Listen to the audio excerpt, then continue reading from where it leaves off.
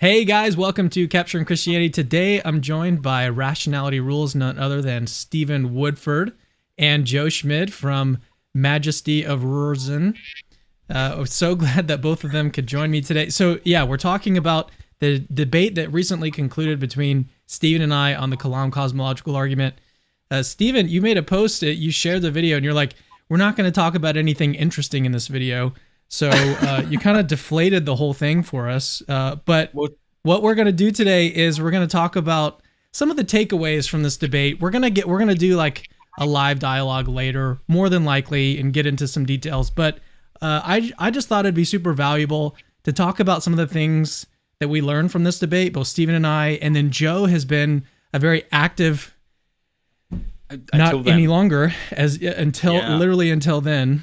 But until he comes back, I'll just say this. So he's been a very active participant in this debate. Like, he's been reading both of our scripts, and he's played an integral role. So it's pretty interesting, and that's actually the reason why I wanted to invite him on. But in the meantime, while we're waiting for Joe to come back, and this just technical stuff like this happens all the time. Here he is. Okay, now he's coming back. Let's bring him in here. Bring that Joe back in. He's muted, but now his camera's not on. Oh my god! No, what's going on? Your video's not working. Okay, well, we'll get this. Always allow. What if I click always allow? Will that work? Come on. I just like rage quit. It's Google Chrome, I'm telling you. Well, we're doing this, I'm going to adjust my... Yeah, go ahead. So we've been pretty cool with the thumbnails throughout this whole process, but then you've dropped the one for this, and I put my hands up. You've won on the thumbnail front. Putting the unsatisfiable pair on my arm is a good move.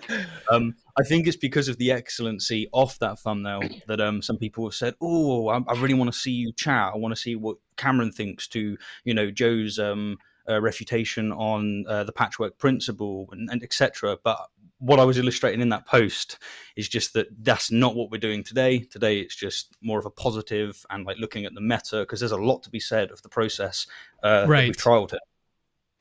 Exactly. Yeah. And I mean, I definitely want to get into detail. We may get into some of them today. I'm going to try to not to. I have some thoughts, but I'm still developing them. You just released your closing. How long ago was it? Like a week or two ago? So it's just a week. Okay. So I'm still like developing my thoughts on like the closing, and it was great. It was a really good substantive closing. I mean, I just really enjoyed the debate overall. When I think about all the different things that happened from the beginning to the end, there was a lot of changes. I mean, man, from your I mean, just the aesthetic side of things, your setup, I think was my first videos were at my old house, and then some of the other ones were at the new house. I think for you the same thing happened, where like halfway through you like moved to a new studio or something, and your background looked completely different. Yeah, this is an office that I rent near to where I live. And a large part of me saying I've got to up my game here is that I was having this debate with you. Like you're like the granddaddy of. I look at the lighting behind Cameron. Can we just appreciate the lighting behind Cameron right now? Even this just looks awful. I'm gonna have to up my game again. So no, you definitely played a role in that, Cameron. Well, I'm glad to have had a positive impact on you in that way, Stephen. But okay, Joe, how about I turn it over to you and just get your kind of initial thoughts about, I don't know, anything you want to talk about? Yeah, no, okay. So overall thoughts, I loved the format. I thought it was really helpful. It gave you guys time, of course, to reflect on what you wanted to say. Instead of being heated in the moment and not being able to see the, how certain points connect up to other points and other videos and other sorts of things. Like in debates, when you're like right in the moment, you miss a lot of things. You might miss some statement that they said earlier, and you want to touch on that, or other sorts of things. So I thought it was really good because you could really sit down, take your time. You can consult other people who like are actually writing in the field and who are like philosophers. And so that was just, I thought it helped raise the level of discourse really, really well. And so I guess I commend both of you on that. And then one final thing that I wanted to say was that, well, I guess we'll probably talk about what you guys want to do differently, I guess, next. Like, I know Stephen and I talked about what we were thinking that you guys could do differently, but I might want to save that. I guess one final thing that I'll say before we talk about like what you guys should do differently is that I quite enjoyed the fact that like in your videos you're citing Oppie and Proust and Rasmussen and all these others, and it's just I would have never thought that an internet debate between a theist and an atheist would have like engaged with such scholarship like that. It's just it's really raising the level of discourse rather than the kind of Sky Daddy and like yeah. Yeah. Yep. Yeah, we're just moist robots. Yes, exactly. Oh man, that's my favorite. Yes. Yeah, or some of those one-liners. A glutty robot instead of a moist robot. That's it. We're intrinsically valuable moist robots. I will have you know. Yes. I will say on that note, Cameron. Go ahead. You really did bring some great stuff to the table, like Alexander Proust's work, Robert Kuhn's, Josh Rasmussen. Like all of these are really like a breath of fresh air. So a lot of my content is dealing with more colloquial Christianity, more colloquial theism, which will be the likes of Lee Strobel, Frank Turek, and in my not so humble opinion, I don't think their argumentations, their Kalam or whatever it might be, are very good. Alexander Proust is just on a different level. So is Robert Kuhn's. Like you've helped me realize that there's a rich tapestry to be seen, and the fact that we've been able to quote authors of this caliber is because you brought in this new Kalam, which is, again, in my opinion, much better than the old Kalam. So I think kudos to you for bringing that in. I think that really defined the discourse on that front. Cool. Yeah, I mean, I wasn't super thrilled about the Kalam until I found the whole stuff on causal finitism and Grim Reaper paradox, and it wasn't really until I interviewed Rob on my channel about that, and I was like, okay, now that I kind of understood the different moves that were being made, then I was like, yeah, this makes a whole lot more sense. And when I went into it to just kind of flip and talk about some of the things that I learned, when I was introducing this argument, I think in the opening statement, I was like, I don't really see a way around this.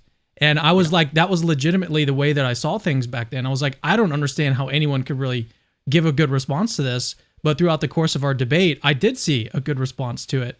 And so it really changed my mind to be like, okay, this is it's a good argument. It's a much, I think, a stronger argument than the typical thing that you're familiar with. And you even just talked about that just now. Yeah, agreed. Yeah. But it's not as a knockdown. You don't really have that in philosophy in general. You don't have like knockdown arguments for most things. But in this case, yeah, no, it definitely like lessened my confidence that this argument was, this sort of big, unobjectionable thing. So now, yeah, my confidence in it is definitely lowered as a result of our debate, and I think that's progress. I think that's it's a really good, cool result. Well, the opposite kind of has happened with me. So I genuinely don't think that causal finitism is the best solution to Benedetti paradoxes. I think the unsatisfiable pair is better, but the big pro of causal finitism, of course, is that it's a Swiss Army thesis, and it can be applied to so many different things. And it's above my pay grade, to just be straight. I'd need to do a lot more research to be able to figure out, the ins and outs of it. But I'd have to say that I'm agnostic on causal finitism. It could be true, it could not be true. In any case, it's compatible with an atheist worldview. But I can say that I've walked away thinking there's a lot to be digested with this thesis, and it could well be true. I'm not so fond of the more expensive, ontologically expensive versions, such as strict finitism. But there's a lot to be said about causal finitism. If I'm not mistaken, Joe, you published a paper recently where you basically say that causal finitism is the best solution to two different problems, and it's just looking at that aspect has made me realize there's more to be done for me.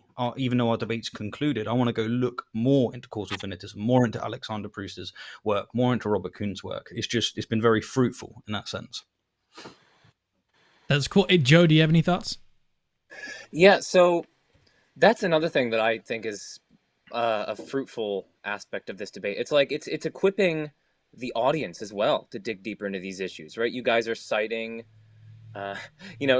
Shakel, or however you pronounce it, or you're citing Proust and Kuhn and Rasmussen and so on. And you got like links in the description and so on to people who want to dig deeper into these sorts of things. So it's like a jumping off point for people if they want to investigate all these issues further. It's like you guys are, you're laying that groundwork for them, and you're articulating it in a way that a popular audience can understand. And so it's like that jumping off point is just going to make such a difference, I think, to people's investigation into reality, the fundamental nature of reality. So I was actually telling Stephen, it was like, what if, Shekel or whatever, however you pronounce it, he is like, he doesn't even know, he doesn't know about all this internet stuff. And then like one day he looks on and he's seeing these videos and they have like, tens of thousands, if not hundreds of thousands of views. And they're like citing his papers that like, like only 2 other people would have read. I just think that's so interesting. A scholar can look at this popular sphere and they're like, whoa, he's quoting my paper that I wrote in this peer-reviewed journal who no one else read except for my mom. Like it's just super interesting. What's going to get me as well is if it turns out that I've been mispronouncing his name, which is totally likely, even I couldn't find anywhere where someone else was pronouncing his name. I'm bad for pronunciation in general. So you should have just emailed Dr. Craig, because I mean, Dr. Craig would have done it in like the original language with all the different things. It would have been amazing. You should have just like taken a recording of him saying it and just like played it over yourself. And then went from there. That's it. That's okay. Well, now I know what to do in the future when I can't find the right pronunciation. Should have done it with Benedetti as well. I think I said that wrong in my first video. And then Alex Malpass was like Benedetti. Okay, follow. Okay, Benedetti. Okay, all right, got it. Malpass, not Malpass. Did I just say Malpass? No, I was just. Please don't say that I did, because he grilled me for that as well. Rightfully so. I told you, pronunciation is not my forte. Okay, so I wanted to say this before I forget, is that Stephen, you were talking about like the lighting and stuff and how you've been inspired by that. One thing that I was inspired by you on, just from like the aesthetic side of things, is that your editing skills are pretty good. Like, do you do all of that yourself, or do you have someone that you send your stuff to and they edit it, or what do you do? Thank you, first of all. So I have a background as a graphic designer. So that helped me come in. So like you've got your photography and you do graphic design, you can tell especially if it's all you as well. And by the way, because we both have that skill, it made for like a unison with the fonts and like the flavors. And I think that actually aesthetically is really nice to do.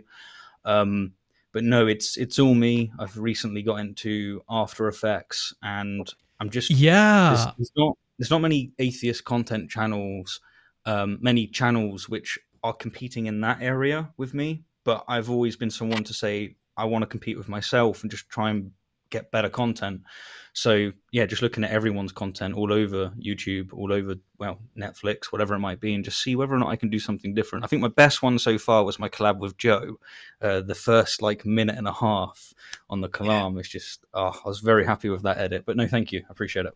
Yeah. I in my opening, I just had like, it was very blocky. It was kind of like this screen would show up in this slide and this slide. And so it was, like I said, it's kind of blocky. And then I watched yours and everything was kind of like moving around all fluid and stuff. And I was like, I need to up my game here. And then I had for one of my videos, I actually partnered with a guy, and that's kind of what made that one, the release of it take so long. But I was working with a guy, and then I learned a lot of stuff from him. And so I've started to incorporate some of those same concepts into my videos now. So yeah, you've had a really positive impact on me in on the aesthetic side of things too. Really that's cool. Like hopefully we can both bring that forward into our future projects. And it's just, I find that visual learning is really important. And one of the big benefits I've got down for the format that we used is that, I've got several, but one of them is that we have the time to really think about the best way to express the views that we are expressing. So not just in words, but also in visuals. So like the way that you express the Grim Reaper paradox and the Grim Messenger paradox, they're so easy to understand because of your visuals, because of the time you put into it. Whereas if you're just reading, especially if you're reading a paper and it's using the notations where it's going for any set S, any member M at P, it's like, this isn't accessible to normal people. So it's good to like bring it into, that's not a diss on that. It's perfectly fine. But when you're trying to talk to a wider audience, being able to present it with visuals really helps.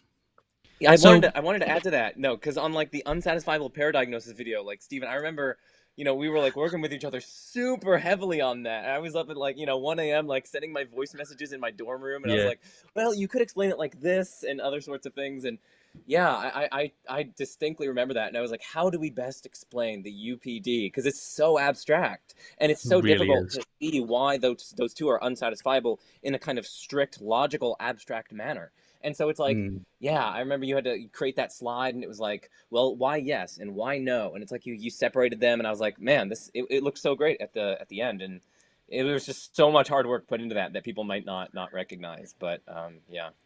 yeah, the amount of energy and effort it took to take something like that and make it accessible, even just to like my own mind, that is not an easy task to do.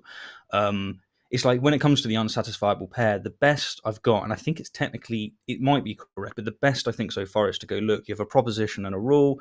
The proposition assumes no first member, that's the infinite set, whereas the rule does assume a first member because it's saying that each member is predicated on the prior, and so there has to be a first member, otherwise you're going to get your paradox when you combine it. But even that doesn't really get all of it on the table, so it really is, Yeah. you're right, it's very difficult to explain. yeah, but I really like the fact that with this kind of format, and that was one of the reasons why I was kind of really excited to try it out, is that you can add these sort of visual elements that you can't get. I mean, even watching, I'm working on a video right now. We were talking about it before we went live. Top 10 atheist Christian debates that everybody should watch. And one of those debates that I mentioned is between Craig and Wielenberg. And their debate, they did the same kind of format that we have here. So like it was written, they did some things differently, and I'll get into that in a little bit. But when you listen to that debate, there's so much substance that it's actually kind of difficult to follow at points, because when you do a written debate like this, and I think that actually happened in our debate as well, is that when you do a written debate, substance basically gets turned up all the way to 11. And so it's good in one sense, it's bad in another sense, that it can be a little bit difficult for the audience to follow. But the fact that we can add in these other visual elements, I think really helps like ground it and make it a more accessible, even though we're turning the substance up, we're providing other things that can help people follow along. So I just think that's a really cool benefit to a debate like this, as opposed to just doing, you've got your opening statements, and then after that it's like you're just kind of winging it and you're just talking, and you can't use these other things to help explain your points. You can't really think deeply about your responses. Maybe you've got some prepared things that you had planned to say in response to something, but it can reach nowhere near the level that when you just like are able to really slow down, read through a transcript, think about it, get thoughts from other people. There's no way that you can do that, in a live setting or in a debate. And that's not to say that there's no positives of doing these normal debates, but with something like this, those are some of the benefits. But yeah, I would love to spend a little bit of time just talking about some of the positives of our debate, and then or the structure of our debate, and then also some of the negatives. So, Stephen, what did you see as like one of the better things about this debate format? Sure. So in your opening, I think it's like a minute in, you say, quote, "A philosopher that I really respect once told me that philosophy is best done slowly." And I completely agree with that.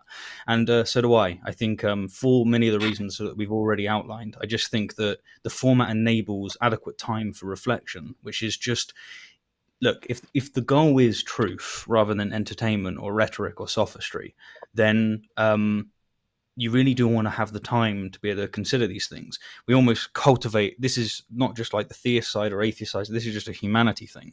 We almost cultivate an environment where it's not okay to take the time to reflect on things, and that's wrong. Mm-hmm. And this format fights against that. It's like, no, it's perfectly fine. Go away and consider it. It's like when you said just a while ago, you went, "I need more time to think about these objections." That should be a perfectly viable thing to say. But there's a bit of a cultural disposition not to enable that. But I think that that's one of the biggest pros with this, that you've just got the time to go and digest it. So I'm dyslexic, right? So it takes me a bit longer to read content. Having the time to be able to go through the book twice instead of once, that's huge. That's big. And if you want the best criticisms from me, you need to give me that time. And that's what this format does. Any thoughts on that, Joe? I mean, that seems like a fairly obvious, like, when you're able to slow down, and it's like the philosopher that I got that from, his name is Thomas Bogardus.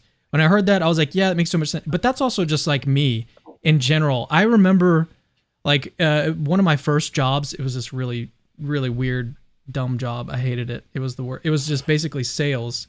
But the sales aspect had nothing to do with what we were doing. So like every morning we'd go in this room and we'd like practice different sales pitches and like these different weird things. Really, really weird job. But anyways, it really showed me that I'm really bad at thinking on my feet, because we had to do that in these like little exercises. And I was just like, even though I knew this stuff, like I had memorized all the different things, when I'm like in the front of a room in front of other people and I'm like being forced to think up things on the spot, even if I like know them in another context, I like be easy to remember. I kind of like freeze up, and that's just kind of what I do. But when I can slow down and when I can really think through and there's no pressure, then it's just so much easier to think through something a whole lot, at a much deeper level. So for people like me, and I'm sure I'm not the only one like this, where it's like you've got this expectation to perform at a certain level or whatever. I mean, not just this, but like there's a game that my wife and I, every now and then we play this with like family and friends and stuff. Have you guys heard of the game Taboo? No, it's not Uno. Have you heard of the game Taboo? What? Taboo. Okay, so here's an interesting fact about that. So Taboo, in this game, you've got this little buzzer, and I don't remember exactly all the rules, but there's a buzzer. It's like this little pink or purple box, and it's got like this little red button on it, and you press it, and it's like buzz, and that's like when your time is out, like someone else buzzes this thing. Anyways, that is the buzzer. I'm pretty confident that is the buzzer that Lawrence Krauss used in his dialogue with William Lane Craig in Australia. I'm pretty sure that's the buzzer that he brought to one of their dialogues. Just because I remember playing that game and I remember exactly how that thing looks. Completely, that was completely off topic. But the point is that this game forces you to think up things on your feet. My wife is like the best at this game. She is super good at it. Thinks up everything. She like wins every time she plays. And me, I'm like, I can't think of a thing. And so I just know that like that's just me. Like I'm just not good at thinking up things on the spot. But a format like this, it allows for the opposite of that. So Joe, I felt like you wanted to say something. Not only time for reflection, but I mean, I know I gestured towards this earlier, but it's also time to consult like resources. You can go to Oppie's book, Philosophical Perspectives on Infinity. You can go to Proust's book. Can I point the right direction? Yes, I did. Okay, you can go to Proust's book right there, Infinity, Causation, and Paradox. You can consult the papers. You can take your time reading the papers, taking the notes on them. You can message your friends.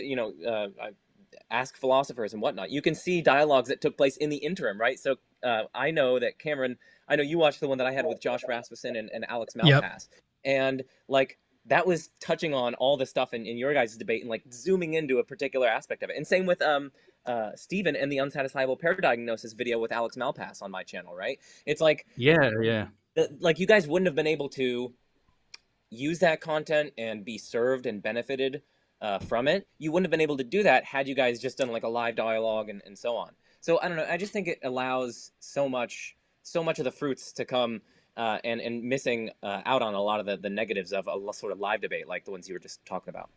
So, Stephen, any more positives that you wanted to talk about? Because there definitely are some negatives we need to talk about.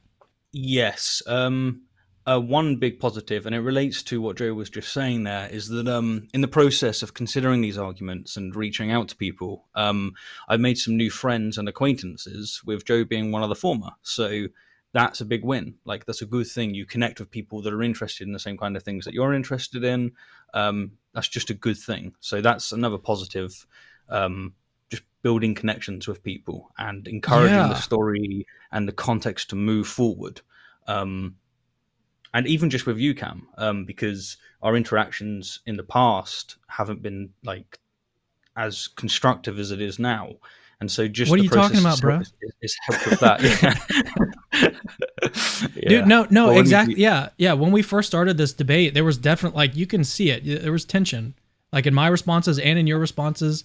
And then eventually we were like, I don't know what happened, but we got over it somehow. But yeah, no, I definitely agree that connections I wanted to talk about that too, because when you originally raised in, I think it was your third response, the unsatisfiable pair, I was like, okay, this is a very, very serious objection. I need to become like the world's leading expert on this objection so I can understand, is there even a good response to this? And I wanted to be prepared. If there isn't one, I want to be able to be prepared to like just give up this argument if I just don't think it's good. And so I consulted basically everybody that I knew to talk to. So I talked to Alexander Pruss, talked to Josh Rasmussen. I had a phone call with Rob Coons, and I talked with them about all these different responses, all of the different things that I had in my mind. And that process was so, I felt like I was actually doing philosophy for like the first time ever, like really doing it. And I just thought that was like really, really cool. That's something that I never would have been able to do, if we were doing this live, if it was a live dialogue. Now that said, there are definitely some downsides to a debate like this. And eventually we have plenty of time. Eventually I wanted to encourage other people to do like try out the format or something else. And we can talk a little bit more about that later, like what we suggest other people do. One of the downsides that I've noticed, and this is probably the most glaring one, is that our debate, I don't even know when we started, honestly, but it lasted a long time, and some of the back and forth, like there was, I think on my part, there was like 3 or 4 months in between like your response and then mine. So that, and like after a while, people are just like, okay, I've kind of forgotten about everything that was said up until this point. You and me, we're writing this and we have all the transcripts and we're looking through everything line by line. We're like, how can I respond to this? How can I respond to this? But everyone else, like everybody watching is not as into it as we are. So when you have this like huge gap of time, even if it's just a month, I think like a month is still a long time between each one. So that's a real big downside, is the amount of time between our responses. And that's definitely an area where we can improve. And I have some thoughts about how we can improve that, but I wanted to get your thoughts on that being a downside. Yeah, I like this process as well of bringing up the con and then seeing whether there's ways to rectify it or to mitigate the problems. Yeah. Because if there is ways to mitigate it, then that's good, obviously, and it means that the format can work with these caveats in place. Whereas if there's not ways to mitigate it, then you might, it will be a general problem for that format. So yes, I think the delay between each of them is a problem, and maybe if we was to go again, you'd want to keep it to 3 or 4, maybe 3 instead of the 4. But the way that I was looking at trying to fix that was, and this is why my videos got longer and longer and longer, like the last one's very long. I just thought, hey, why don't I just play to my audience the full context? So in the final video, I think nearly 20 minutes of the video is your content. And I'm just thinking, if I just have Cameron speaking, then yes, it's replaying. And so if someone's watching it through the series, it might get a little bit, okay, but also that's a good thing because it means it's going to stay in their head more. That's one way to solve it, but you end up with these really, really big videos. And then when there's just like 3 objections raised to one argument and 3 to another objection, and you end up in this position where there's so many different conversations that are being had, and then you've got to like tie them up and get them to work with the context in place for everybody to catch back up. That can be difficult. Yeah, Joe, any thoughts? I also thought that was a big negative. It's like 3 months later, and everyone's like, "Hold on a second, like what's the this argument? debate is still going on? Is it still the Kalam? Did you guys move on to like the fine tuning argument?" It's like, yeah. So that's. I mean, I think that there are some ways to ameliorate that. So I think I have a perfect solution. Yeah. Got a perfect solution. Okay, so my solution is this, and I don't know if I've talked to you about this yet, Stephen. Maybe I have, but here's my idea. So in Dr. Craig and Dr. Wielenberg's debate, what they did is they wrote out all of their responses before they got to the debate, and then they basically just read all of their responses. Like that's exactly what they did. And then I think for the Q&A, they did that live. So what I think could work, is that basically we would write out our openings everything, we would just write everything out back and forth until we got to our closings. Once all of that is done, we go through and we edit our videos so that everything is ready to post. And then we would just post one video each day over the course of like 6 days or 8 days or however long it would take to get through openings, rebuttals, and closings. And that way people get the full content. You know, it's a whole lot of work that goes in on the front end, but what you can do is you can release everything, you know, one day at a time, as opposed to waiting however long. What do you think about that idea? That seems workable. It unfortunately wouldn't work for me, because the way that I get paid to do my job is via Patreon, and I get paid per video rather than monthly. So I couldn't afford to dedicate, I see, such an enormous amount of time up front. I need to be able to dedicate it, construct it, make it into something that people can watch, release it, and then I could step forward. But in principle, I think that would be a better way to approach it. Although I can imagine, like, if you say something in your first part, and then someone comes back with a really good response, and you're like, you've kind of digested it, and you've went, oh man, yeah, he was correct on that, but I'm still going to have to say to the audience my first segment. That would I'd grind my gears. I'd be like, oh, I got to say this, even though I know it's wrong. Yeah. I think that happened actually with Dr. Craig, like Wielenberg. Joe, you may remember this more than I do, but I think Wielenberg like pointed out something that Craig missed, and he still had to say it in his opening or his first. I don't know. To me, I'd be okay with that, but yeah, I mean, no matter what you do, there's still going to be downsides. It seems like you just basically got to figure out so another thing, another downside, I think, to our debate, which doesn't necessarily have to do with the written aspect, is that I think it would have been better if we had time limits for all of our videos. Because I think we kind of went in and we were like, you know, let's just respond how kind of general, however long it takes. And I think I kind of had in mind like around 20 to 30 minutes, but we never really decided on like a length of time. I think that could be something that we could, or anyone who wants to try out this format could try to figure out beforehand, is that, like, you know, have a time limit to your videos so that everything is either consistent. Like if you want to go 30 minutes or an hour for each of your responses, that's cool, but just have something consistent that people can expect a length of time. That kind of seems like a good idea for a debate. What do y'all think?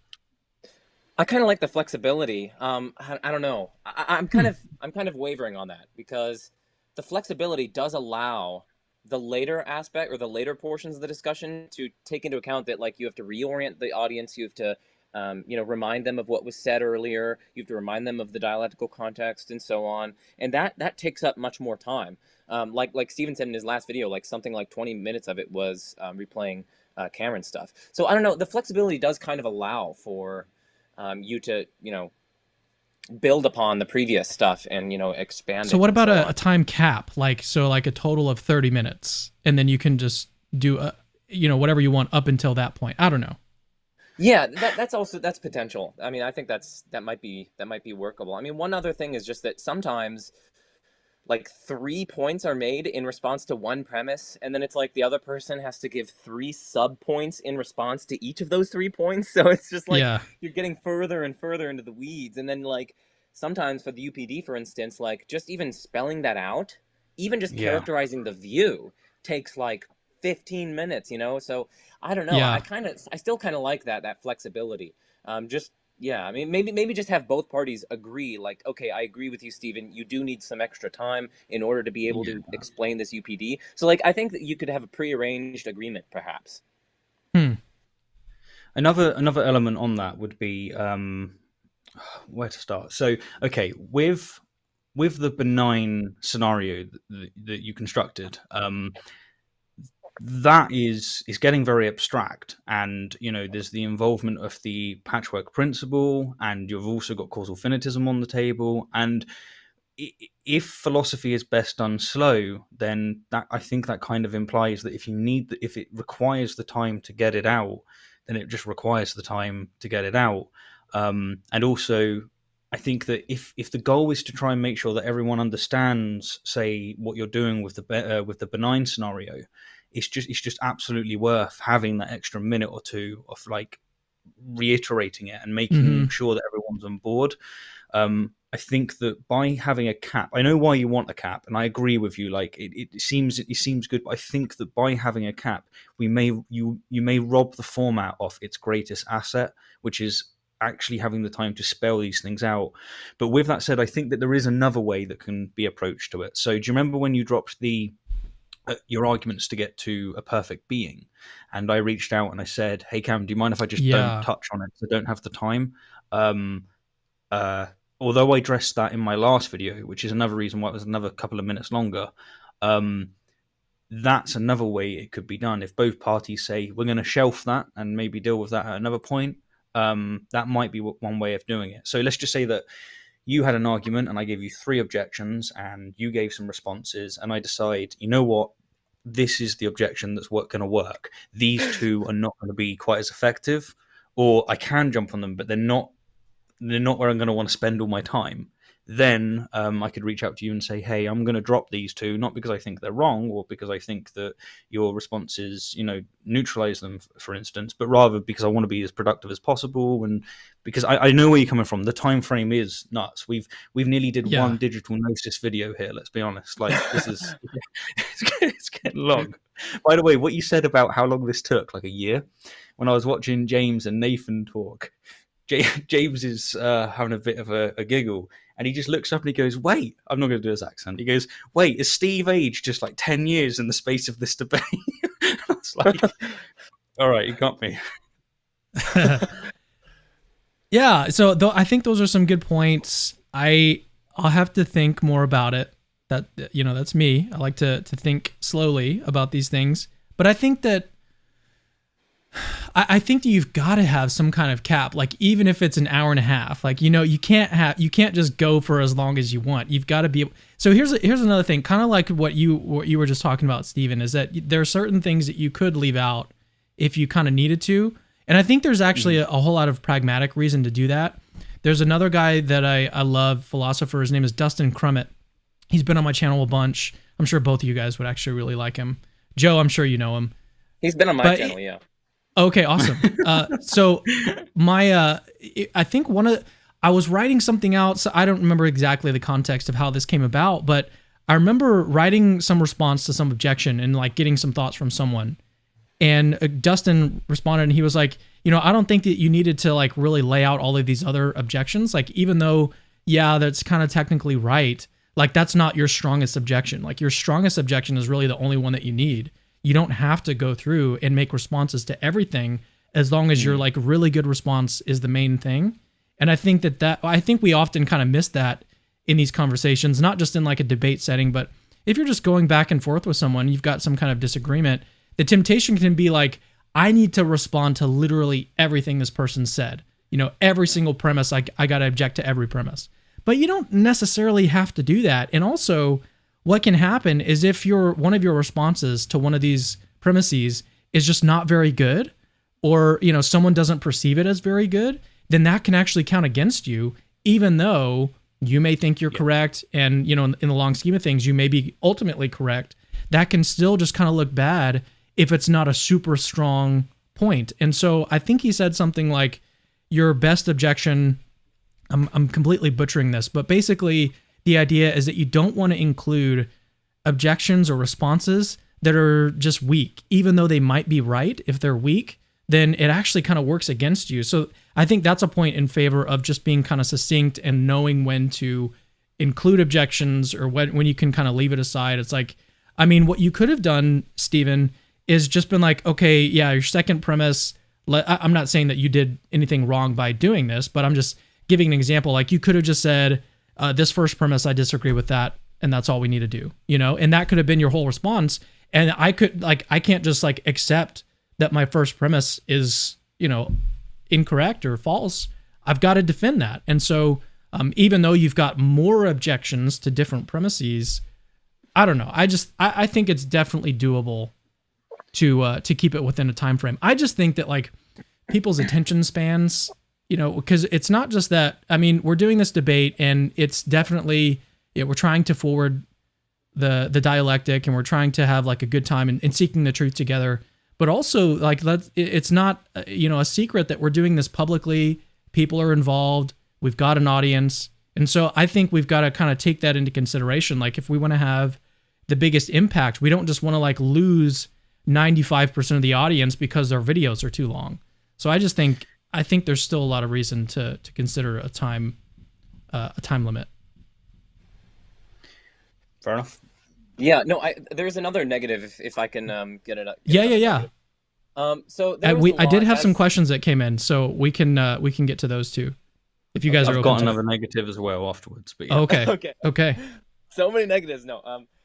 One of the aspects that I'm sure both of you guys see some negatives in is the more kind of narrative aspects of it, right? So there was definitely some kind of meta considerations that were, I don't know, a little bit abrasive, sort of. I don't know what word to describe it, but I think in order to avoid that, you guys could have, in advance, shared your scripts with one another, and the rule that you have in that kind of script sharing is that you don't raise a philosophical objection or like those other sorts of objections. Instead, you raise objections of the sort like, hey, that's not actually what I said. Could you go back and look at the video? Or, hey, that is a misrepresentation of my point. Or, hey, that kind of misinterprets something, or that's irrelevant, or those sorts of objections. And that would have circumvented so much of your guys' like meta considerations, and you wouldn't have had to spend a lot of time on commentary with Stephen knows that. But yeah, you wouldn't have had to spend so much time on that, and you would have been able to circumvent this kind of abrasive meta aspect of the debate. And yeah, so there would have been far less misrepresentation. You guys would have it would have shaved down the time of your videos. It would have allowed the audience to focus on the issues much more. And yeah, you wouldn't have to like spend time explaining that's actually not my objection, or that's not what I said. So yeah, I agree. I don't that have anything to say to that. So it kind of bolsters that point. So I think that the biggest con by far, at least as far as I'm convinced, is that there's just been a lot of talking past each other, which it wastes our time, but more importantly, it wastes the audiences. So here's a few examples. For instance, when I said that it was a mistake, when I made the mistake of saying that you, Cameron, didn't provide a syllogism for your argument from limits, and you did, in a live setting, you would just shut me down immediately, and like all of that wouldn't have been wasted time. Or when you opened by critiquing some of my old videos, I would have stopped you. Or when I spoke of empiricism, you would have asked for clarification on the spot, would have fixed all of that, although then Joe wouldn't have been quite as present, so there's pros in that. Or when you didn't provide a syllogism for the Grim Messenger scenario, would have asked for it. Or when I said that, like most modus ponens, you would have stopped me and said, Steve, I want some clarity, what the hell are you on about? And I went on, okay, here's some arguments for why some modus ponens might not be valid, blah, blah, blah, and we would have dropped that and pushed that aside. Like all of these kind of side things are not things that permeate in live debates, because people can stop it in the track.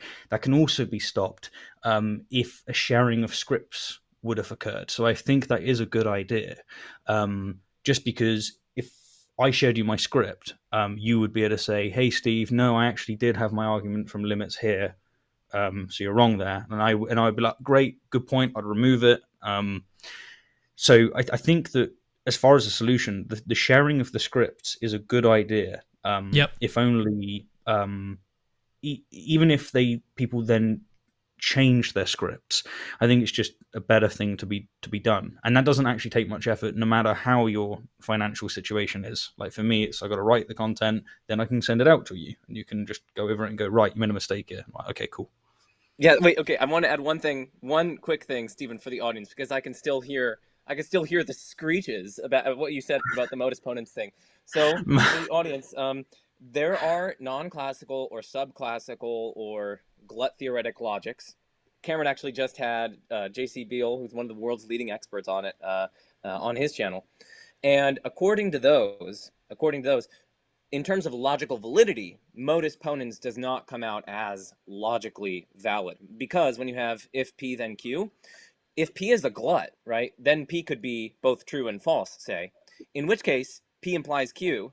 That would be true. If the antecedent of an implication is false, well, then the whole implication is true. And yet you wouldn't be able to infer Q from P implies Q and P, because Q could very well be false as well. So that's basically the reason. And the way you can say that it's most forms of modus ponens is because you also have theory-specific consequence relations. That I know J.C. Beale talked about that in your discussion, Cameron. But you have theory-specific consequence relations, and a lot of those will actually vindicate modus ponens according to those theory-specific consequence relations. So, for instance, in mathematics, right, their consequence relation will validate modus ponens. But if you have a subclassical logic, you won't get the logical validity of modus ponens. So I just wanted to say that for the audience. I'm not claiming non-classical logic is true. I'm not claiming I'm a No. glut theorist. But I'm just pointing out that what he said there is not like insane or crazy. Yeah. So I can already hear the audience. They'd be like, he still thinks that modus ponens. And, Well, like they've that been cat meme. typing Stephen most modus ponens Woodford has been on your channel, it's been on Cam's channel. Cam, your comment is top on his Kalam video of it, and I'm like, Cam said to me, be precise, Steve. I just want you to be precise. So I go and be precise. I say most modus ponens, and then this happens. I'm like, come on. Okay, I wanted to say a couple things about that. So Stephen and I did have some phone calls, and I think this happened later on. We didn't do this at the beginning, but we eventually we were like, okay, let's just have a chat about your video that just came out. So we would like raise different points or raise different things. So we did have phone calls. I think we started about halfway through where we kind of talked through things, and that we tried to like mitigate some of those issues that came up. But I think the best way to mitigate them would be to have shared the scripts in advance.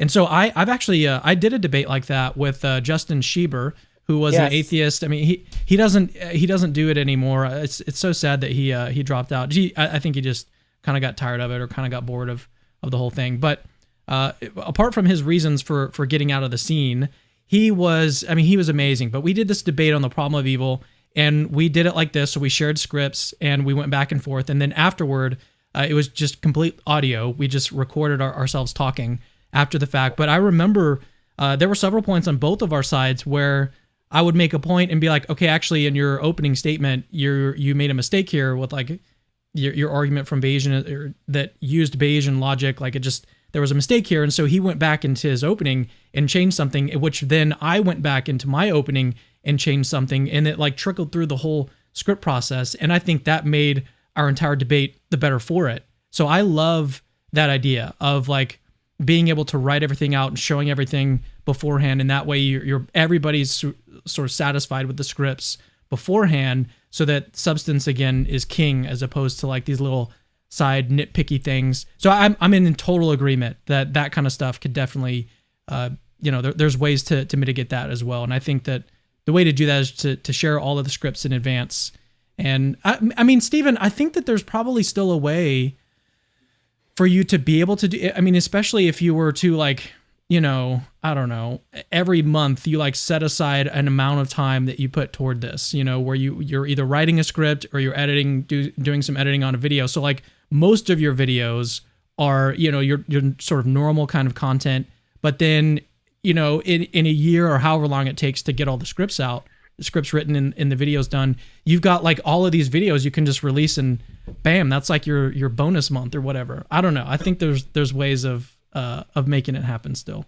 I think that's fair. Like if there was adequate time. Also, one of the major things that I really wish I had understood from the beginning is, so obviously I've had plenty of debates with theists, and it tends to be that they're coming at it with their own thoughts and whatnot. This is your Kalam, of course, but you've tapped into like just the creme de la creme of theism here with Alexander Pruss and Robert Kuhn's. Like, again, these people are brilliant. And I really wish that from the outset, I recognized what I was getting myself into, because rather than going, yeah, I'm going to think about this idea and then express it, I would actually go, no, I really need to be able to convey this in the philosophical sense, because I'm going against PhDs and like really good philosophers. And so what I need to do is from the outset to be able to go, let me reach out to Alex Malpass, not Malpass. Let me reach out to Nicholas Shakel, or whatever his second name is. Let me reach out to these people. Let me reach out to the Schmidinator, that boy there, and just see whether or not they would be willing to help me tell the narrative, the side from the atheist or non-theist perspective, so that Cameron can, tell the theist side and show the arguments, and I can say, look, here's the responses, because it's just above my pay grade. So I think that, for a layman, I've done a relatively good job of being able to go, right, I need to get my head around this stuff and I need to express it. But I'm just one dude, and I think if I was to do it again, I would want to know that, so that I could say, right, I'm going to reach out to these people. I'm going to say, Oppie, can you help me out? Or can you at least check my scripts? Malpass, can you do this? Schmid, etc. And then I would be confident enough to go, right, I'm going to accurately represent their work. Because that's one of the absolute best things about our format. If this format had been used, or will be used, on the ontological argument, on various teleological arguments, there's just going to be so much great content out there for people to be able to digest, like the new philosophy, the best philosophy, as told through the prism of me or you or whoever it might be. That's not to put me and you down, Cameron, but I'm sure you'll agree with me that a lot of this just is above our pay grade. Oh yeah, I'm surprised that you stopped right there, but I definitely agree 100% that you and me, like we're kind of like popularizers, or like faces of atheism or Christianity or whatever. Like that's one of the things that I love doing, is getting people on my show who are the actual experts, who are the actual like thinkers in this area, getting their ideas out there. Like that's kind of like my whole thing, is like interviewing these experts. And so the fact that like this format allows me to really focus on their work and focus on their ideas, but then also it's not just about that, Stephen, because I think that you and me, we're still thinking through these ideas ourselves. So like as you're reading through, the unsatisfiable pair diagnosis, I think that you read through that, you understood it, and you're like, yeah, this is the objection that I think is good and works. And so it's not just that we're leaning on these guys, we're also doing it for ourselves and trying to understand, all the different moves being made. So I just want to say that, I think it's that, but then it's also like we're actively participants in this. And some, maybe it's some small way, like we're not the original or originators of these objections, but we're still thinking through them ourselves and trying to do what we can to contribute. And so I'm sure that Joe would agree with that as well, even though like he's, as you said, he is above both of our pay grades. But Joe, what are your thoughts? You haven't talked in a while. Yeah, no, I mean, I think that's good, and it's really, like I said, I mean, it's calling everyone to a higher level, and I love that, right? Like I try to do that on my channel, and it's so nice seeing it on even bigger channels like your guys's. It's like in my videos you'll regularly see me quoting like from Oppie or all these papers and whatnot, but it's like it's so beautiful, it's so great to see just these massive channels like your guys's, and bringing Oppie's work to the broader audience, bringing Pruse's work to a broader audience, and so on. It's insane. All this stuff would be, locked away in an ivory tower, right? But no longer. And it's just, it makes me really happy. And it's just so wonderful. And, I've had the gift of sharing my published work online and so on. We just did one with Alex O'Connor, right? On some of my professional work and so on. So I really think it's so great, and it's upping the level of discourse, and it's just as you guys are being edified by this and learning from this, but so too is your audience, right? They're getting these resources and so on that they otherwise wouldn't have been exposed to. So yeah. So do you guys have any other thoughts or things that you wanted to talk about? Any more negatives, Stephen, before I move to some questions from the audience? I'll have a quick look. Let's look at these negatives. Oh, the list is long. Right. No, the only other one I had is that compared to a live debate, each response requires considerable more time, which you've touched upon.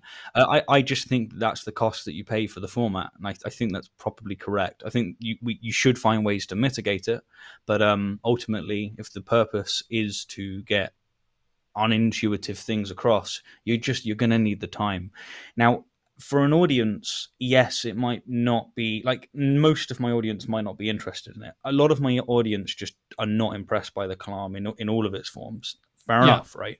But there's definitely a serious segment out there that are very interested in this stuff, and they want to know, they need this content, really, like, or maybe not need, but they really do appreciate this content. The finale, right? It's got 40,000 views. That's at the end of like a 7-video process where 20% of it's a repeat of like the previous content. I just think that's successful. I think that tells you that people are willing to watch through and listen. And so, yeah, I think that's the last of the negatives, really. I think you can mitigate them in ways discussed, but that's it. Yeah, and it definitely doesn't have to be the end of the dialogue between us, Stephen. I mean, we had talked about we're currently in the works, and he may not even know this. Have you talked to Justin yet? I haven't talked to Justin yet, but I feel will. like I ask you every few days. I'm like, have you talked to him? Have you talked to him? When are you on again?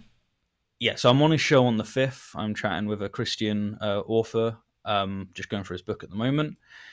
And I'll mention to Justin then. I'll say, hey, Justin, do you want me and Cam on? He'll go, no, get lost. And then I go, all right, Cam, right, we got to find someone else. Okay. So the Justin that we're talking about is Justin Brierley from Unbelievable. Yeah. So we're talking about throwing around the idea of doing a dialogue on there, just kind of recapping, but then also getting into some of the details. So that's something to look out for. And by that time, I don't know how long in the future we would schedule something like that. It'd actually have to probably be after our conference. That's one of the things that I've been really enjoying lately is after I wrote my closing and I was able to like move on to other projects, I was like, it just felt good. My wife was also really happy with it too, because like it was a lot of time. Like there was just days where I was like thinking through different things, phone calls with people, writing out my script, rereading my script, and it was a lot. And so it's been nice to kind of just like chill and relax. I think that touches on the contribution area that you were saying, because you want to get the right balance of saying, look, this is above our pay grade, and like we are quoting and referencing the work of people that are, in the field. But you are right, we are in some form contributing, at the very least, with our own interpretations of this work and how it relates to these objections or these arguments. Yeah. And it is hard work. I will say that the effort that's went into this has genuinely been backbreaking. And so I had the same experience as you, and that is that when I released, I was like, oh man, I'm going to just go deal with some creationist stuff or something because I need a break. I'll tell you what, I'm going to go deal with some Ed Phaser. Bye. Oh my goodness. Yeah, no, I mean, it was also... Yeah, I mean, it was also, I mean, I know you guys did way more work than I did, but still, like, I remember I was in between my classes and I was just, I'd be working, I'd have to read something like Thomas Reed or something, and then, but like Stephen messaged me. It's like, Joe, do you have time to talk about the UPD? And I'm like, yep. So I'd like put my Thomas Reed down, and like in between classes, and I'd be like sending him messages. I'll be like, okay, got to go to class, so I'll be back in 70 minutes. And so like I put it down, and Stephen probably remembers that. So yeah, definitely a lot of effort. I was basically like, Joe, do you have the time to talk about our Lord and Savior, the UPD? Okay, good. Right, that's a good one. That's a good one, Stephen. Yeah, no, I actually I sent Joe just today because I read through your closing, and I was like, I sent him something today. I was like, what do you think about this? Like, what do you think about this analogy? And also, I really liked his counterexample that you highlighted, the God, like omniscience, for the counterexample to my principle. Yeah, I thought that was a good counterexample. Okay, let's turn to some questions before we get into any details at all. Let's get to some questions. We've had a couple that have come in. Actually, I've got the wrong screen up. Hang on a second. I like that I'm smiling from your punch. That's great. There was one. Sorry, I'm like trying to figure out exactly which thing to put up here. No, there was one that talks about the thumbnail, so I'll get to that one in a second. But meow, meow, meow. Okay, let me just read this out. Hilbert's monetization: an infinite number of ads before the YouTube video plays. Viewers complain about too many ads, so you remove an infinity of ads. Is the video still monetized? I like it. That's good. Yeah, it reminds me of anyway, I don't know if I should say this on air, but I have I have an example. I don't like Hilbert's Hotel. I like I want to make it like Hilbert's Brothel or something like that, but I won't go into the details. Oh my goodness. Is that the origination of that comment that you were talking about, Stephen, that you removed from our chat? No. I was just thinking, you wanted to make Hilbert's Hotel accessible to the general audience. I actually think Joe's onto something there. Like, you may get some more attention into this argument if you call it that. Oh my goodness. Okay, let's get to another question. This one isn't a question. This had to do with the thumbnail. Steve's hair in the thumbnail looks photoshopped. Spoiler, it is photoshopped. Like I made the thumbnail in Photoshop, so I had to. Also, my hair tends to look Photoshop. photoshopped all the time anyway. It looks Photoshopped right now. I know, look at it. It's just I've tried to cut it out. I want to get that lovely what is it? The like rainbow line across it that you've been doing in your thumbnails, but I got to work on it. Yeah, Okay, no. you just need a mohawk. It just Okay, spike it up I'll so go it's just full like. mohawk. I'll shave it. I was up, gonna go say, from there. like when you came here earlier, your hair was like all pulled back and stuff. I thought it looked cool, and then you took it down and you're like let it out. Just run it when like we this, started. Yeah, you got it. That's how I should have started at the beginning. Hey everybody, how you doing? These are like chewing on it. Oh my goodness. Okay, all right. Let's get to this is another. Just I just randomly saw this in the chat and I wanted to put it up. It said R.R. Stephen is being humble, points to him from a theist. I just thought that was really cool. That was another reason why I wanted. That was another reason why I wanted to do this, is because I think that we have like the people who are obviously on the Christian side of things that watch my content and really kind of watch your content through my perspective. If they haven't watched your videos, it happens on both sides. Like I think a dialogue like this is going to help humanize both of us to both of our audiences. Like we're humans, we're people, and we're even like at this point, I think we're friends. So I think the more people can see that, then it's just gonna, I don't know. Be I better will make a point overall. on. Agreed. No, but I will make a point on that humility thing. That is just that. So when I first got into YouTube, I could try and keep this short. But when I first got into YouTube, I was dealing with like your everyday theists, and they do tend to reference more, like Frank Turek's work and whatnot. And what would happen in a sense is they would say, listen, your friend who's gay is going to hell, you shouldn't allow him to be gay, or something like this would happen, or a stance on abortion.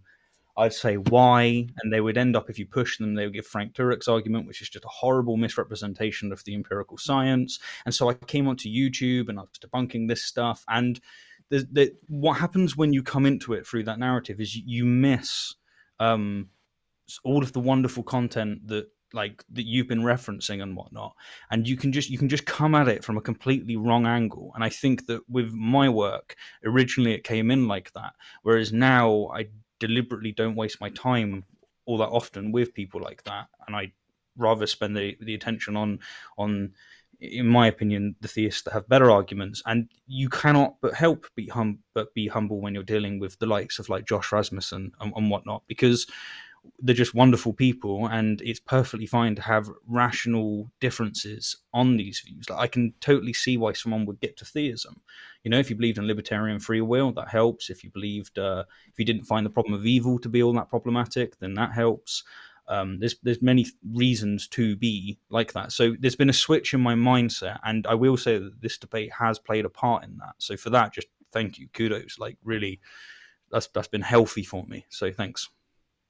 Yeah, that's really cool. That's awesome. I love that. I mean, I've been friends with Joe for a while now, so I've already. Yeah, I remember the first time that I interacted with Joe, and this is another area of growth, is that I had kind of like this idea of what atheists were like, and so because a lot of the atheists that I interacted with on a daily basis were not philosophically informed. And I had learned early on that like the best way to do philosophy of religion or apologetics or anything was to really like go and find like the best people who are working on this stuff currently and work off of their ideas, as opposed to just like, hearing a William Lane Craig or Frank Turek or Greg Koukl or someone else give some version of some argument and then just like piggyback off of that and expect it to work in a context like that. But anyway, so I had kind of built up this idea of what atheists were like. And at this point, I think it was in the Reason and Religion group, the first time that you and I interacted, Joe, and I immediately had all these preconceived concepts of what you were going to be like. And then I remember just interacting with you, and I was like, okay, wait, I need to stop doing this. And so I'm trying to like remember to do that on a daily basis. It's like, just because you've had some bad interactions with people that fit into this category that you've made up doesn't mean that this person that you're talking with now fits any of those. So with Joe, I like once I stripped all that away, we like immediately became best friends. Yeah, Brilliant. Reason and Religion. What a fun group, man. Was very active back then when I wasn't as super active in writing papers and whatnot. But now Yeah. I'm not as active in it because I'm drowning in like I was telling Steven the other day, like I've had so many like R&Rs to do, like revise and resubmits, so many different papers. But yeah, anyway, fun stuff. Okay, let's get to some more questions here. So we had we've had some other questions that have come in that have not been super chats, and they're really awesome. I want to get to those in just a second. We've got one from Maverick Christian super chat. Thanks for sending this in, Wade. He says, "What are your thoughts on the eternal society paradox argument?" Which is cool in my completely unbiased opinion. The reason why he's bringing it up is because he's the author of it. He actually was the one who created this paradox. And he says he's making a video on it this month. So honestly, Wade, I don't even know what it is.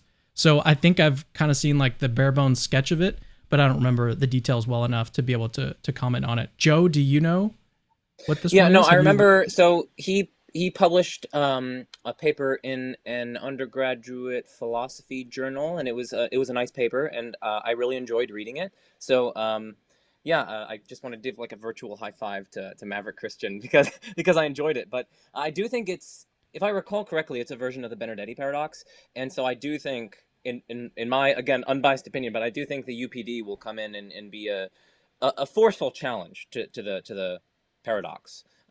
Yeah. When he publishes the video, I'll check it out. Cool. Sorry, Wade. I wish I would have read it and been able to comment on it. But yeah, everyone needs to go check out his channel, Maverick Christian. He produces some of his videos are actually pretty entertaining and funny. And I would definitely go check out his stuff and go check out his channel.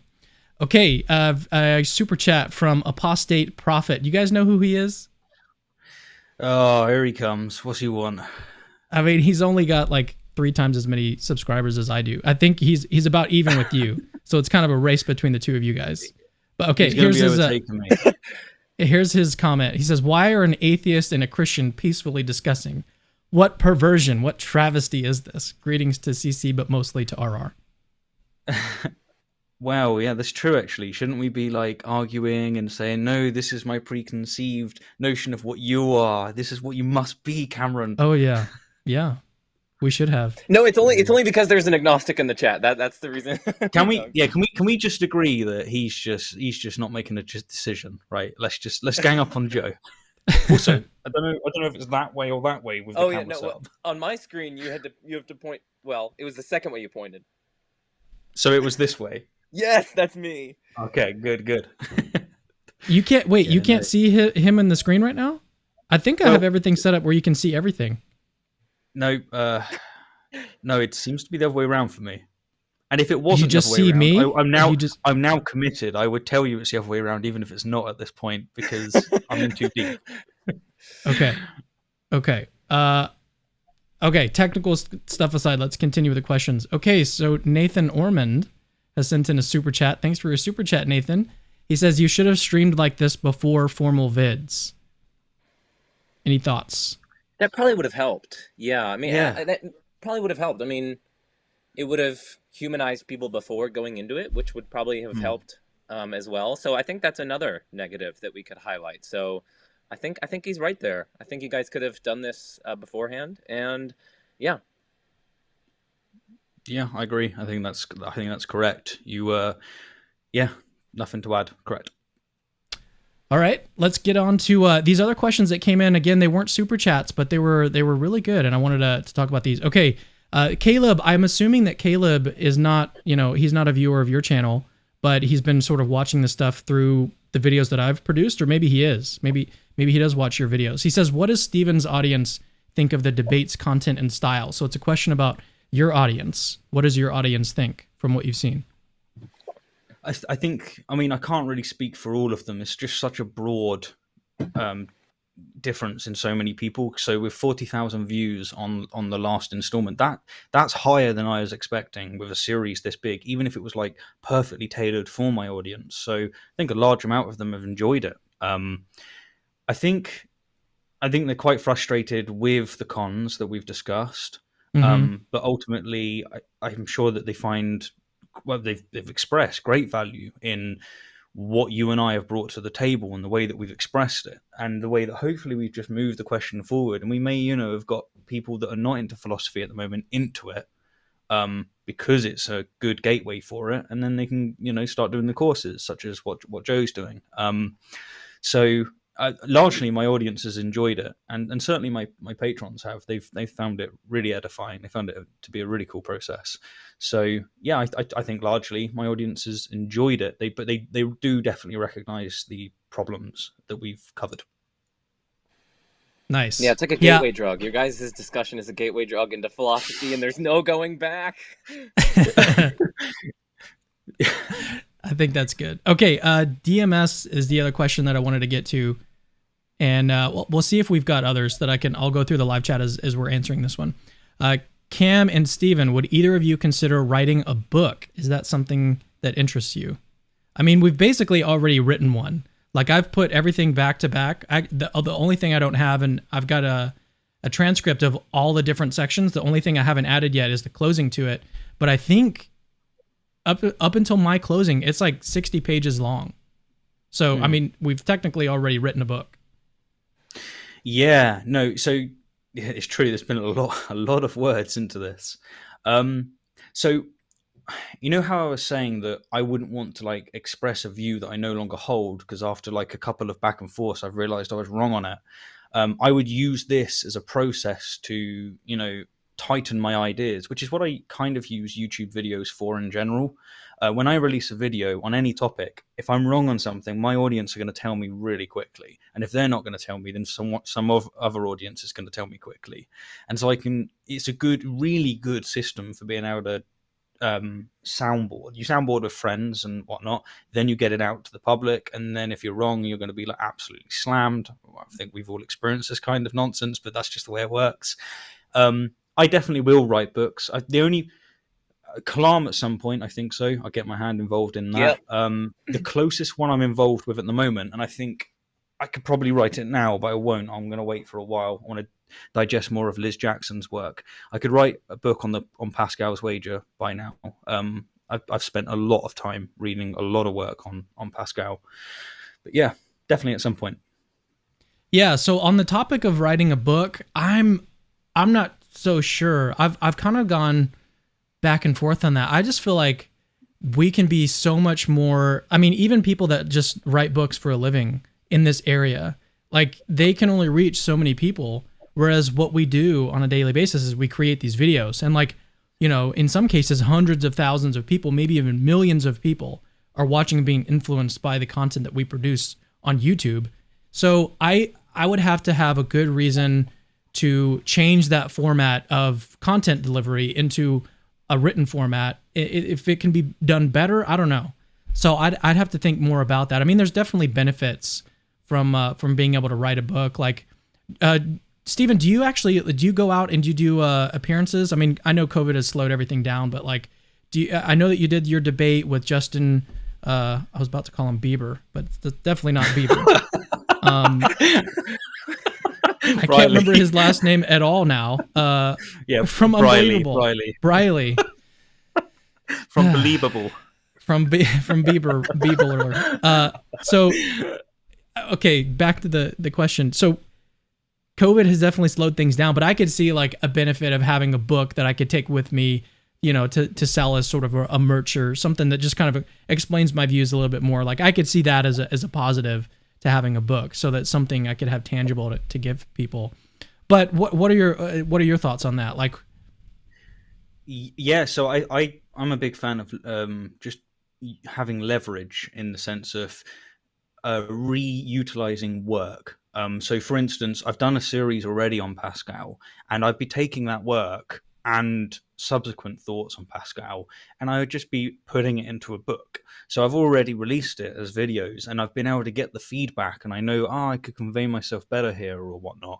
And it just YouTube is just such a great system to be able to go, right, my views are now tight, and I can express this in a book. And I know that basically, if someone wants to hear me speak, they can come onto YouTube. It's scripted for me most of the time. They know that I've thought these things through. I've normally soundboarded it with people that are above my pay grade. But when it comes to a book, there's a reason I don't have any at the moment. When it's released, it's going to be like the best I can produce. And I think eventually, if I live long enough, if I'm lucky to live long enough, I'd like to get a book out on many, many theological topics.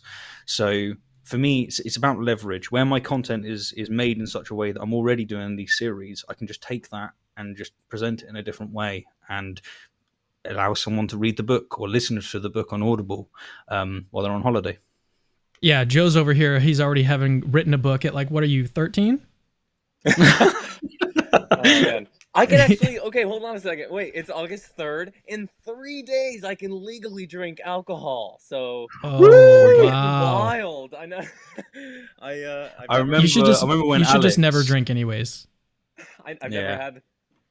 You never have? No, hey, my Friday nights are spent like reading papers on the unsatisfiable pair diagnosis. So, like, Dude, never start drinking. I should make that video. I talked about it. I made a community post about stopping drinking alcohol. Yeah. You should stop drinking alcohol. It's been the most amazing decision I've ever made. Do it. Stop drinking. It's awesome. I kind of want to taste maybe- wine, though. I mean, just like like a summer evening. Why? Like a half a glass of wine. No. Can we so just cold. get like? I was just gonna say we should kind of get the audience to guess what Joe's gonna be into, because like I guess like most 13-year-olds, he's gonna be into Alka-Pops, or he's just gonna go straight for hard whiskey. Like yeah, he's gonna be like Hitchens. He's gonna go Johnny Walker Black or Don't Waste My Time. Oh man. Wow. Okay, a couple more questions and then we'll close it out. So Tanner Terry, he's got a long one. Joe, do you think it's consistent to claim you're an agnostic if your position on what humans are, how they relate to their environment, and their access to truth doesn't necessitate God? Wouldn't you be an atheist? So it's a good question. I think it depends on, well, necessitate. That could be a modal notion or it could be an epistemic notion. So in an epistemic sense, right, I think that the evidence, taking into account prior probabilities and whatnot, I think the evidence roughly counterbalances between theism and a kind of robust form of naturalism. That's my view. And so on the epistemic side, I don't think that there's nothing inconsistent in that. That's not an atheist. An atheist would positively say, no, God is in fact not needed, and my epistemic confidence in that is quite high. So that's why it's not inconsistent for me. On the metaphysical side, on whether or not it's genuinely possible for us to exist, say, without God, or in our environment to exist without God, again, I'd have to say there's certainly an answer. There's a determinate answer, one way or the other, but I don't know which one exactly it is. So if anyone's curious, you can see I actually talk about what agnosticism is and why why I accept it and other sorts of things, like whether or not agnosticism is even coherent. I discussed that in my video, Why Am I Agnostic? It's one of the older ones on my channel, but it's one of my favorites. So Actually, there was another question that just came in on this question that I wanted to get your thoughts on. Can an atheist be an agnostic? What is the contradiction in that? I would say it depends on how you define the terms. I mean, people can, they can define terms in the way that they want, as it's standardly used in philosophy. Say, you have a proposition. That proposition is God exists, and you can take different attitudes toward that proposition. So you can say that proposition is false. You could say, I think that proposition is false. So then you'd be saying, you'd be quite confident in saying that it's false. That would be an atheist.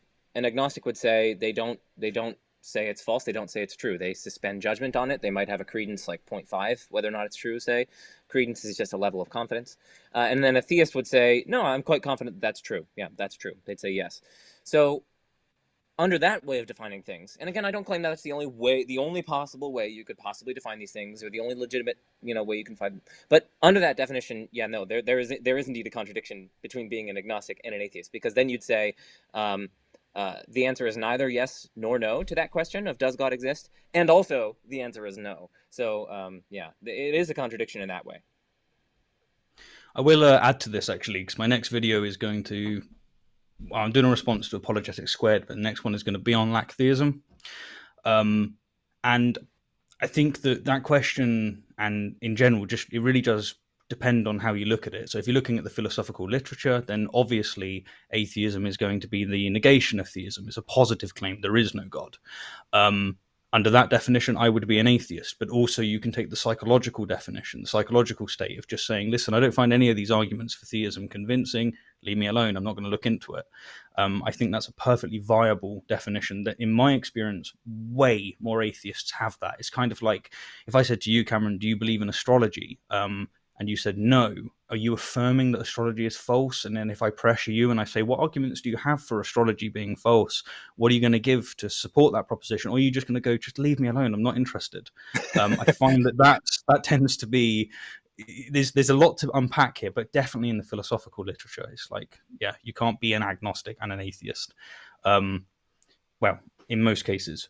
But under the more colloquial stuff that I've seen and the stuff that I accept, I think that you would have theism and atheism going towards belief, and Gnosticism and agnosticism going towards knowledge, and under which case you can have agnostic atheist. It tends to be the one that I accept because it tends to be the one that's more often used by the atheist community. I kind of want to put Joe and Stephen against each other because Joe has some thoughts on lack theism. But do you want to say anything, or would you like to move on? We'll move on, but I will just say, just quickly, like, listen, when you're talking with someone, meet them where they're at, right? So if you're talking to someone in real life, and if you're not directly if your thesis at question is whether or not atheism should be defined as lack of belief, if instead you're talking about the fine-tuning argument, meet someone where they're at. Don't try to pick a fight about lack theism or say, just grant them that atheism could be the lack of belief in God. Just grant them that, and then you can focus on the issue, right? So I would say meet people where they're at, and if the topic at issue is whether or not atheism is lack theism or what have you, or should be or what have you, then you can get into that discussion. But I genuinely think that terms are, we can define terms how we want. I do think there are correct ways to define terms, but I don't think it's a hill to like absolutely die on. Just meet someone where they're at and proceed from there. So all right, just a couple more questions and then we'll close it out. So William Becker says, what are your thoughts on digital gnosis analysis of the debate? By the way, thanks William for sending in your super chat. So for me, I didn't watch it, so I don't even know when it came out. I think it was fairly recent, right? It was like a couple weeks ago, but I haven't personally watched it, so I can't give any thoughts on their analysis. Yeah, I've watched the entirety, 10.5 hours. What were you doing? Were you working or like working out or? A bit of a mixture of all sorts of things. I was working out. I was also going for a run. I tend to like use Audible or YouTube so I can do exercise and whatnot. If I'm on my motorbike or if I'm driving, just like that's when I tend to cram in this kind of stuff. And I tend to listen to everything at 1.5 speed. But then Digital Gnosis and James Fodor, they also listen to things at 1.5 speed. So when you're listening to that, you end up just is this Ben Shapiro? What am I listening to? But I listened to their 10.5 hour review. I really like Digital Gnosis's content. I really like James Fodor. If you want to get like a good atheist on your show, even to discuss definitions of atheism, then you're missing out not getting James on. He's definitely a force. If you want to understand the atheist perspective, I really recommend checking out both of their channels. Joe, did you watch their review? I only caught portions of it. I have to admit that I do not have the time to watch an over 10-hour video. I'm sorry, I do I do not have that time. But yeah, so unfortunately I didn't get to watch the whole thing. I only watched a select portion of it. I think it was the very end because I wanted to see what they had to say on the UPD. So Gotcha. Yeah, so it's same kind of thing with me. It's like I've got to really be picky and choosy about like what content I watch for my, because a lot of the work that I do goes like, or the things that I spend my time doing during the day are typically for my channel. So if I'm not like, if I was to do maybe a review of their review, like it might make sense to watch a 10.5 hour video, but I've got other projects I'm working on. And even recently, like you mentioned earlier that I interviewed Dr. J.C. Beale, and his book was kind of difficult to read through, but I had to read through it and listen to his interviews that he's done so that I could be better prepared during our interview. That's the kind of content that I like, that I watch, and not just in my free time, but when I'm actually working as well in my office and everything. So yeah, it's a matter of not having the time, and then it's just not really relevant to stuff that I'm currently working on. So did someone want to say something? Was that Steven? Well, I was just going to add in like. I remember, so I've been trying to pay attention to the people that have been making commentary commentary, not commentary. By the way, so I said commentary, and Joe corrected me, said it's commentary, and then I was like, it is definitely commentary. It's not commentary. Anyway, I know no one in England that says commentary. It doesn't feel natural, but I know it's right. You've poisoned me, Joe. I've got problems now. So. I've been trying to watch all the content and all of the comments that I can find on our debate. I was watching a lot of Elephant Philosophy, for example. Didn't really agree with a lot of what he was saying, or particularly his style, but it was good to I guess, well, listen to it. But yeah, it's good. It's been good, like listening to what people have had to say on it in the comments, in their own videos, etc. Yeah. Okay. Let's move on to a couple more questions and then we'll close it out. So I've got one. Neither of these are really hard hitting at all, but this one I think it'd be funny. Okay. Matthias Fortunato. What hair products do all of y'all use? Also, what football/soccer teams do y'all support? There Joe, we go. tell us about your soccer teams. Yeah. Okay. So yeah, I'm a lifelong Gunner. It's rough. So no one make fun of me. It's difficult. We don't really win much, but yeah. So I'm an Arsenal fan. I'm a huge Arsenal fan, and I love soccer.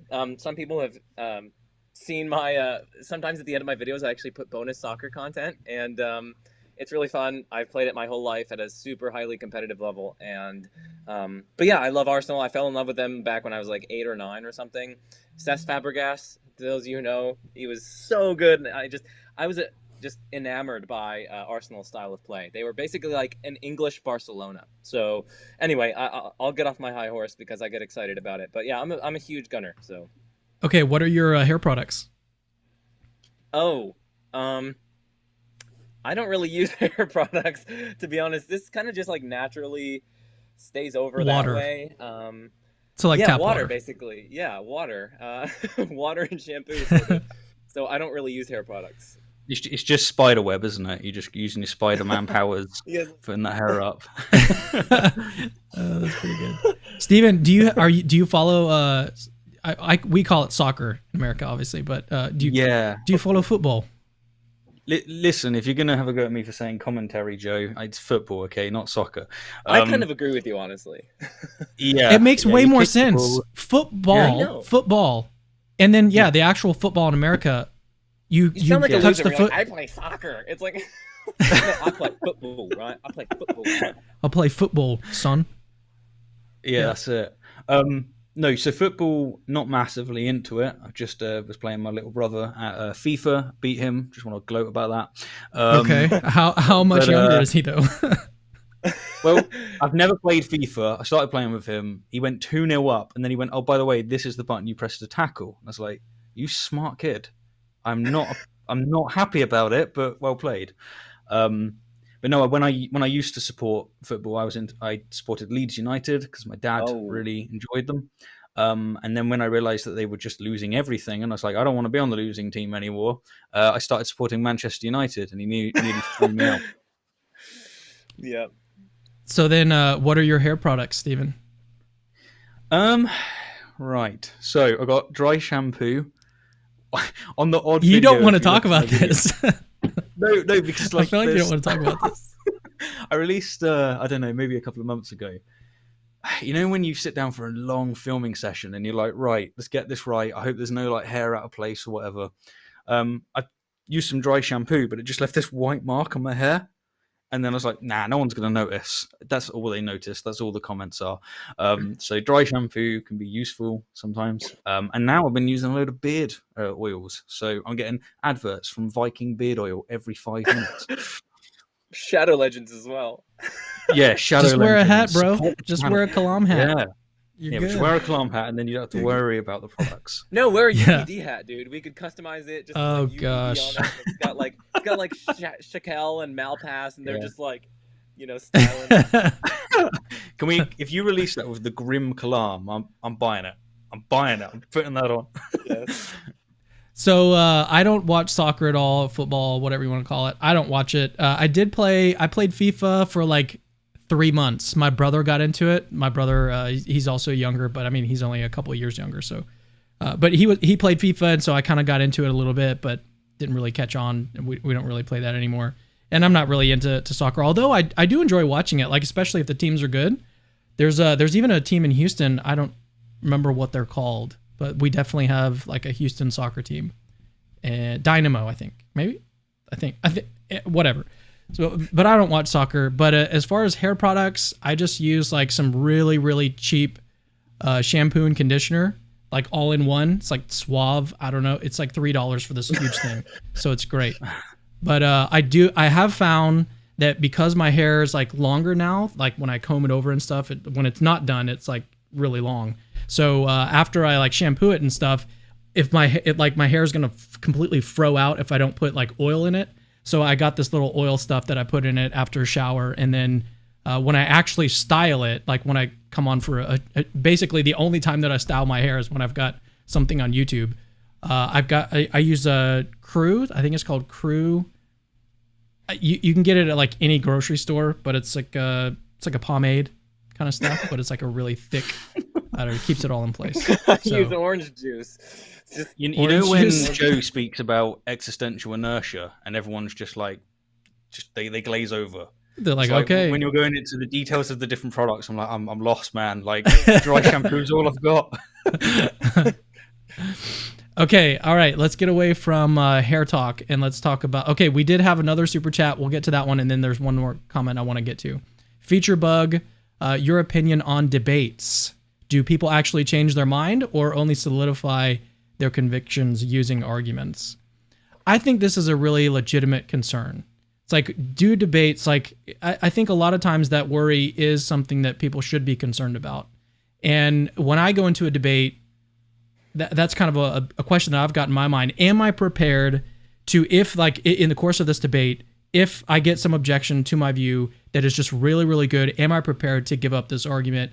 Am I prepared to give up this position? I try to do that when I go into even just the dialogue, like my conversation with Alex O'Connor on the argument from contingency. I legitimately went into that debate prepared. If Alex gave a really good objection to this argument, I was going to be prepared on the spot to give it up right then and there. And I think that, you know, if you can I actually got that idea from watching a TED Talk on some lady was giving a TED Talk on how to have better conversations with people. And it's just like, don't assume that when you go into a conversation, you know everything and you're always right, basically is the idea. And so that's what I try to remember when I have a dialogue or debate like this, is to go into it just like, you know, there are other people and they have different perspectives, and they may raise some good objection that you need to take into consideration, and maybe you got to change your views. And so I think if more people had that mindset, it could definitely, you know, mitigate some of these worries. But I think it's definitely there no matter who you are. It doesn't matter if you're actually engaged in like a formal debate, even if it's like a little debate on Facebook, if you're disagreeing with somebody, that worry is like always in the background. It's always there no matter what. It's like a lot of times when you disagree with someone, then, you know, there's always that possibility that you or them or both of you are going to just get further entrenched into your views, especially if you're both just kind of wanting to defend your own position, or if you've got some insecurities working in the background, you just want to like appear a certain way, or you want to,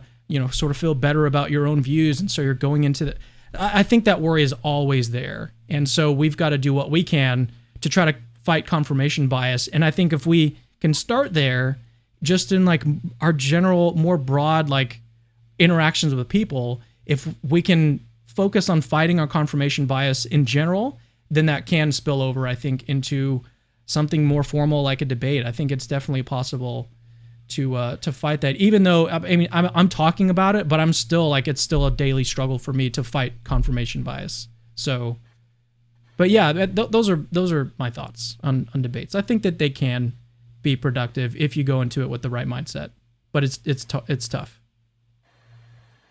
I think the audience also has to have the right mindset as well, not just the people going into the debate. It's difficult because, you know, we all succumb to epistemic vice and confirmation bias and all those other sorts of things. So it's also, the onus is on the audience to cultivate the intellectual virtues. And so, yeah, I mean, there is a huge risk in debates, and I do fear that most debates are like that. They just serve to confirm the the opinions of people. But, that's why we just have to fight against that kind of epistemic vice and at least try to cultivate intellectual virtues. So anyway, for people, I know that Cameron knows this, but in my my book, so I give like 22 tips or something like that for like good productive exchange of ideas. And I talk about, framing and other sorts of things, framing it as a discussion rather than a debate, or, just lots of different tips that I think are tangible and concrete and can help people navigate the stuff better and cultivate the kind of intellectual virtues as well. So, what are your thoughts? I was just going to add that as far as conversations go, I think everything that's being said here is correct. But what do you think to the idea that when you get into a debate, I don't know about you, but if I'm going to debate something, I'm going to have a relatively firm position on it. So if we were going to say, let's debate whether or not time is infinitely divisible, I ain't your guy. I just don't hold a position on that, right? Or I just not enough to debate it. Whereas if you was to say, on the problem of evil, yeah, I'd debate that, because I think that the problem of evil is real. I think it is very good evidence for atheism, is in the proposition of there being no God. I think that's a really good argument for it. And when I go into a debate, because I've already formulated this in my mind, I feel like I have a burden to try and do my best to represent this position. And I could do a great disservice if I hear a good counterpoint and I just am on the spot, rather than just go, yeah, that's a good point. Let me, fair enough, we're done. I kind of have a duty to be able to go, no, I'm going to try and push back on that. So even if you found the unsatisfiable pair diagnosis successful over causal finitism for neutralizing Benedetti paradoxes, there's almost an argument to be had that you would have the burden to go, no, I'm going to have to show you what Rob Koons does with the patchwork principle, because it's just the natural flow of things given the circumstances. So I think there's a dynamic there which makes this a little bit more difficult. But I think that when it comes to debates, and I think this is kind of the sub-question that's being asked there, the people that are involved don't tend to change their minds, because they have thought about this. You're not going to accept a debate unless you've thought about it. It can be very embarrassing if you get something wrong, so you're going to think about it. It's more for the audience, and I think that the audience can change their mind, but it's not going to be the people that are strictly on one side or the other normally. It's just going to be those that are intensely listening and genuinely looking for the truth. But of course it works. Otherwise, people wouldn't change their mind. I think it definitely does work. It's just depends on the forum, and it depends on the narrative and how much sophistry is used. It's those factors that really play a role. All right, I could comment on that, but let's go ahead and do the last comment and then close out the stream. We've been going for a while. And Stephen, did you say, aren't you a night owl? So you stay up late anyways, right? Yeah, man. I'll be up till 2 a.m. It's just I work better. So you're ready. It's always at 2 a.m. I go, yeah, let's write some script. It's only like 7:40 for you, isn't it, right now? Yes, it is. It is. Yeah, indeed. it's not that late. But in order to get to 7:41, it's got to get halfway and then halfway and halfway. So we got all the time in the world. Don't worry, boys. Exactly. So Deflate has a comment. He says he just said this earlier, and I wanted to highlight it. I think it's a great comment to end the stream with. Hey guys, lovely to see the three of you together. I just thought that was really nice, and it comes from Deflate. Like he could be this way. He could be in this square right here talking with us about this. I'm sure he's really cool. I had him on my stream. Had him on my channel recently. Stephen, you've done a response video to him, right? Is it just one, or have you done more? Just one. I've been watching his content. I'm fond of his content. I like the way that he's getting involved. I'm sure at some point I'll have some conversations with you, good sir. But yeah, just no thanks. Cool. Any thoughts, Joe? No, I'm just happy to see him here and commenting, and I just appreciate it. So yeah, thanks. Do you watch any of his content? Have you seen any of his videos? I think I saw his video response to Alex O'Connor. I think I saw that. They're really well produced. They're quite good in that regard, and so I appreciate. And he's also on the forefront of trying to raise the level of discussion. And so I really applaud anyone on any side that's trying to raise the level of the discussion. So yeah. Yeah, you guys definitely need to go subscribe to his channel. So go check out Deflate. Cool. Okay, I think that's gonna do it for us today. Put the beautiful thumbnail that I've got here. I spent a lot of time on this, I have to say. You can tell. Dude, at the last minute, I was like, what if I just tried to write Grim Reaper on the whatever that I is. think The Kalam what is for this? life. What do you call that? Yeah, Kalam for Beautiful. life. And then you know what? I actually I went searching for about 5 minutes trying to find a good font for your tattoo. I was like, what kind of font would Stephen have? Because he's got this kind of like Viking look. So I literally searched for Celtic fonts, and that's what I found. And I think that was The like, only- I don't the know, only some way like you Harry could Potter have- thing. I'll be honest with you. You would have broke my heart if you had used Comic Sans. I think I would have been. I'm not collaborating with you ever again. I've had enough. No Comic Sans. Get out of my life. We're done. But no, it's a hell of a thumbnail. Like, well played. Yeah, I like it was a lot of fun. I'm glad it actually worked out too. I had to mess with it a bunch to try to get it to work, but it was a lot of fun. All if right. you can put it as like the front of the series in the series of episodes that we've got, that would be good. Just before Okay. you wrap up, I do want to just quickly say two things, if that's all right, Cameron. Yeah. First of all, just thank you for your time, and thank you to the audience for the time. Like, this has been a hell of a project, but it's been really, really fun, and I hope it's been fruitful, because it has for me. And secondly, thank you, Joe, for all of your help and helping us to tell the story. Genuinely, you've really given us your time, and just genuinely thank you. Like, really appreciate it. Amen. Yeah. Amen. Yeah, I wanted to. I also wanted to. I meant to say something about this earlier about Joe, and like one of the reasons why I'm inviting him on. He is like, who was it that said there are no true agnostics? Wasn't it like Peter Van den Wagen or someone said that? Mm-hmm. There's like no true agnostics. Do you know what I'm talking about, Joe? I'm not entirely certain. I've heard that before. I've heard it. But okay, someone said, some philosopher said that. But Joe is like, if there is one person who's a true agnostic, it's Joe. Like, he was featured in my video was it my opening or my first rebuttal? He was featured there. Yeah. And then after that point, like, you know, he was on yours, and he's like a true agnostic. And it's just, that's one of the reasons why I wanted to have him on here, was to kind of provide like a third party perspective on like what we were, the whole debate between the two of us. And he's kind of like a neutral actor in this. So it made sense to have him on. I don't think it would be right not to have him on. So right. Yep. Yeah, exactly. So Joe, thank you. Yeah, no, thank you. And I had so much fun helping both of you guys through this, and, you know, thinking through it myself, and, you know, getting Josh on my channel in the interim, and, you know, Alex as well. So yeah, this was I think it was overall super duper fruitful. So thanks. Cool. All right. That's going to do it for us today. Thank you guys for tuning in. We'll see you in the next video. Until later. Peace out. Hey, it's me again. Actually, don't leave yet. I've got something super, super important to tell you. So first of all, you're awesome. Like, you just watched a really, really long video just now, and you're still watching it. That is actually pretty amazing. Secondly, we have hundreds, literally hundreds of other apologetics related videos for you to watch on our channel. Go check them out. I've interviewed exorcists, hosted debates between Christians and atheists. I've even made response videos to atheists. All of that is available on our channel. Go check it out. Third, I rely on people that see value in my work, people like you that watch videos to the very end, to keep the lights on around here. Literally, this is how I feed my family. So if you see value in the work that I do, please consider supporting this ministry and becoming a patron. Links to that are in the description. Oh, and have I mentioned that Christianity is true?